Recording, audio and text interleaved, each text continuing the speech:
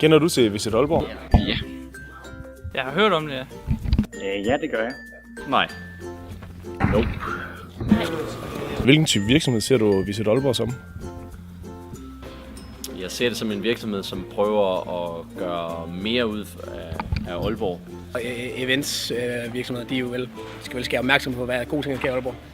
Informationsvirksomhed. En turistvirksomhed, altså. De beskæftiger sig med at gøre Aalborg interessant for folk, der kommer op første gang. Kender du det koncept, de har lavet, der hedder Det sker i Aalborg denne weekend? Nej. Det gør jeg ikke. Nej, det har jeg ikke hørt om. Nej. Nej. Nej, jeg har ikke hørt om det. Nix.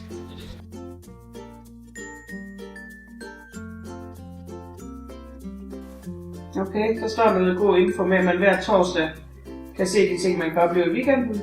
Og det er faktisk perfekt, så kan man nå at planlægge sin weekend, inden man rent faktisk starter. Jeg kunne godt tænke mig, at der var lidt mere struktur på det. Men jeg synes, den er informativ. Du kan godt bruge sådan en oversigt over sådan, og det stod sådan i punktform. Det gjorde det lidt let overskueligt måske. Ja, det synes jeg, den er rodet. En rodet side, fordi der har lige et par forslag kun. Og så er der en hel masse herover, som jeg ikke så lige kan overskue, hvad jeg skal gøre.